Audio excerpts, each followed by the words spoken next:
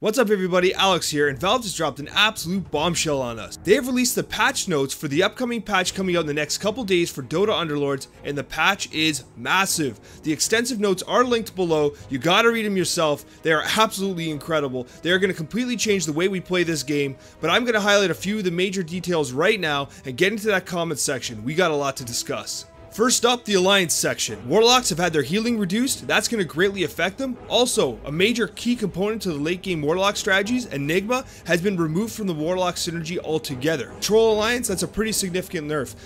It changes the viability of units like Batrider in the early game because now they don't have their very large speed bonus. The 10% across all your units, especially in the early game, is kind of inconsequential. So, Scrappy Alliance change, that's awesome, and I'll tell you why. The Scrappy Alliance works great when you're trying to save interest for the later game, because when they are outnumbered, they have increased HP regeneration and armor. Now that has been increased, it's definitely a buff, and it's going to have a significant impact on the way that we can manage our money in the early game, particularly with the Scrappy Alliance. Now to a few of the heroes. Enigma has been completely nerfed. He has been changed from a primordial warlock to a primordial shaman, and he has had his Midnight Pulse effect reduced. That is a huge nerf. You're going to see a lot less Enigma in the late game. Kunkka's Ghost Ship, one of the most effective ults in the game. In fact, the subject of my previous video has been nerfed. The increased cooldown is very significant, and that is the major point, because forget about the damage is always a nice benefit, but that stun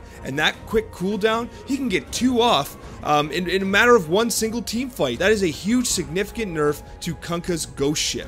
I can't believe it. I actually called that Lina's Laguna Blade was going to get buffed. I called it today. I called it earlier this morning when I released my video. I literally called it. Razor has been completely reworked. Razor's not going to be nearly as effective as he once was. Now a tier 1 unit with greatly reduced health and greatly reduced damage. Razor's ability to contribute in the late game has been greatly compromised.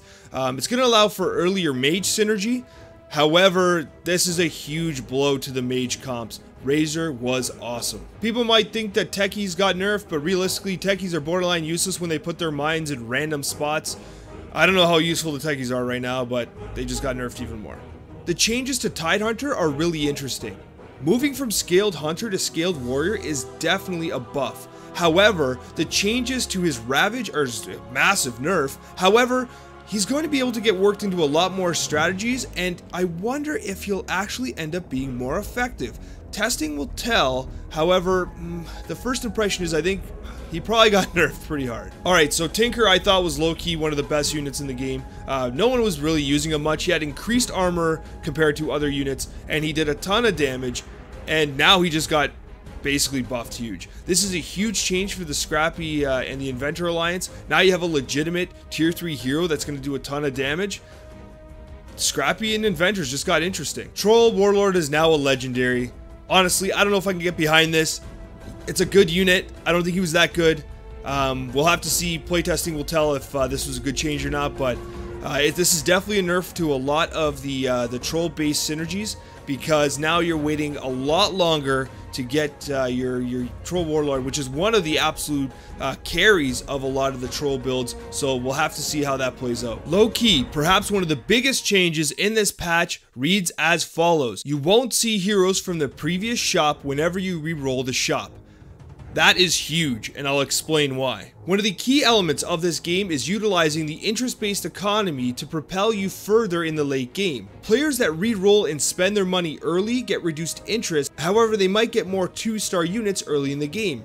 But that can backfire late in the game when they don't have the interest reserves to keep up with players who have been keeping interest and leveling up throughout the game. By not having the heroes presented to you re-rolled every time you re-roll, that has 2 major factors. First, in the early game, it allows you to find quicker synergies and quicker strategies so you can build the 2-star units faster. In the later game, it's even crazier. If you have a lot of gold and you are near defeat and you're re-rolling all at once, suddenly you're going to find yourself in a position where you can really dig to find the units you're really looking for. It completely changes the way re-rolling works. This is a massive change. It completely alters the way that you're going to be using interest moving forward, because you're going to want to re-roll early in a lot of strategies in order to build up your 2 and 3 stars quicker than your opposition. Right now, it is way more beneficial to hold on to your money and build interest for the late game. This changes everything. Alright, and finally, the item alliance rework. This is absolutely massive as well. So instead of having the global alliance items assigned as tiers, basically what's going to happen right now is you're going to be able to get them at any time throughout the game. However, if you get them later, they're going to have a greater impact. This is really neat because one of the things that I believe really sets the best Dota Underlords players from the rest is that they are able to be flexible in their strategizing. A key component to being successful in this game is being able to maneuver around the options that you are given during the game. Having a set build cannot always be successful if you don't get the units you need. There's a lot of RNG in this game, and being flexible is an absolute priority if you want to be successful. What this alliance item change does is later in the game, you can pivot to a new strategy with a large increase in DPS if you get the appropriate item. In this example here, Strange Bedfellows with a 50% gain later in the game could be beneficial, especially if you've started to stock a few demons, or even if you just have a Shadow Fiend that's been absolutely wrecking everyone with a refresher orb. Why not? This is a great change, and it's going to be fun to see it in practice. I think it's really going to revolutionize the way we play this game, because strategies are now going to become fluid. There is so much more we could talk about right now, but for the sake of keeping this video within a reasonable length, I'm going to stop here. Get in those comments, guys. I want to hear your thoughts. We got so much to talk about. Thank you for listening. Have a great day. What an exciting time to be a Dota Underlords player.